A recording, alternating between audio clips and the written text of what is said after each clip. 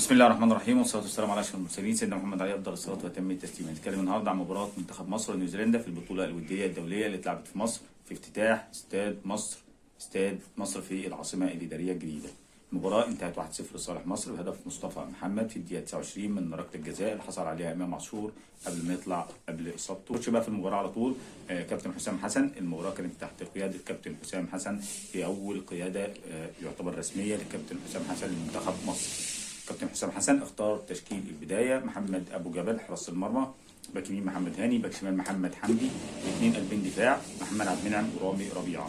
في نص الملعب مروان عطيه قدامه امام عاشور، محمد مجدي قفشه، جناح يمين عمر مرموش، جناح شمال تريزيجيه، راس حربه مصطفى محمد.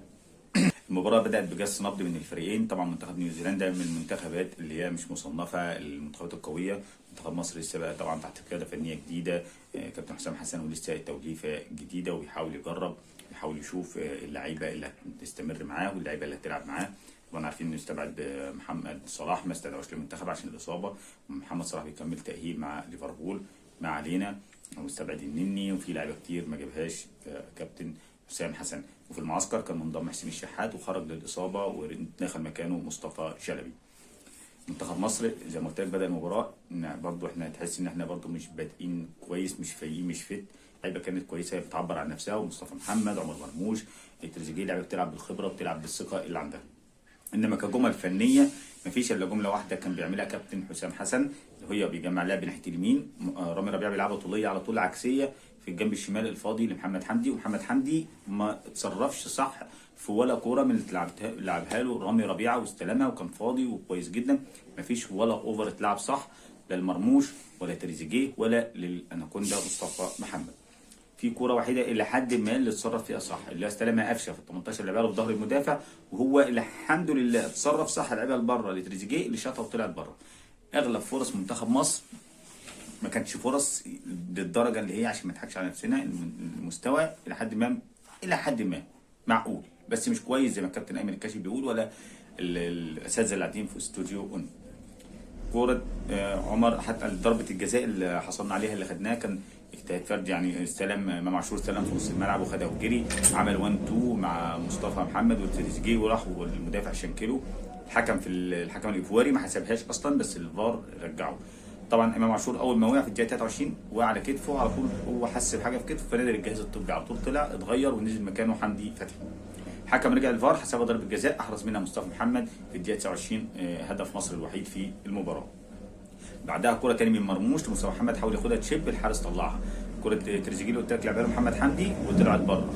نيوزيلندا كان مركز الهجمات كلها من الناحيه اليمين بتاعتنا ناحيه محمد هاني من اللي هو الجنب الشمال بتاعهم، ولعبوا كذا كرة خطره، ولو كان باين اصلا وواضح ان هم مركزين على الجنب ده وبيهاجموا منه لحد الدقيقه 37 35. كابتن حسام حسن يدوب انه بدا يفطن للحته دي، بس برضه هم مصممين ويخترقوها وكانوا بيخترقوها، ولولا تغطيه رامي ربيعه ولا محمد هاني كانت تحصل كتير، وعملوا منها اكثر من كوره عرضيه خطره، ولكن المهاجمين الحمد لله ما كانش بيوفقوا وكان بيطلعوها بره. الشوط الاول بيخلص 1-0 لصالح منتخب مصر. الشوط الثاني بدا ونيوزيلندا ضغطانه بتحاول تتعادل وتلعب برضه كوره علينا، واحنا الحمد لله لحد ما متماسكين شويه وبنحاول نمسك كوره في نص الملعب. برضو الجنب بتاع محمد هاني اللي هم بيحاولوا يخترقوه وبيلعبوا عليه، ولكن برضو احنا بنحاول واقفين على رجلنا كويس. في كوره برضو كانت انفراد وطلعها محمد ابو جبل، والدفاع رامي ربيعه ومحمد عبد المنعم كانوا متكفلين برضو بيطلعوا الكور العاليه الى حد يعني كويس الى حد ما. كابتن حسام حسن بدا يعمل تغييرات واشرك محمد شريف واكرم توفيق ومحمد الشامي، وبعدهم نزل محمد شكري ومصطفى فتحي.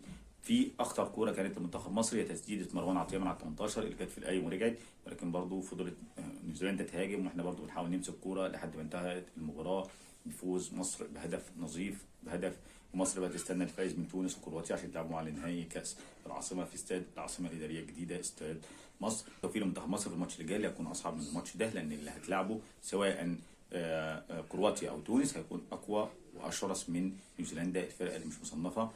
الماتش كان الى حد ما كويس، بدايه مبشره، بس مش اللي هو اللي احنا لعبنا ماتش كويس ان احنا عملنا لا، ده كله كلام هجص، سواء من كابتن ايمن الكاشف المذيع، سواء من اللي قاعدين في الاستوديو اون. لا، قولوا الحقيقه. ماشي، احنا الحقيقه نحط ايدينا عليها ان احنا معانا جهاز فني جديد، لعيبه جديده، طريقه جديده، طريقه لعب جديده، لسه هنتجانس، لسه كابتن حسام حسن هيطور منهم اكتر، هيبان شغله بعد كده. انما نقول ان احنا لعبنا وعملنا، لا، ما عملناش حاجه، وان شاء الله كل التوفيق لمنتخب مصر في المباراه اللي جايه، والف سلام على امام عاشور لاعب النادي الاهلي، وان شاء الله يلحق مباراه سيمبا. السلام عليكم ورحمه الله وبركاته.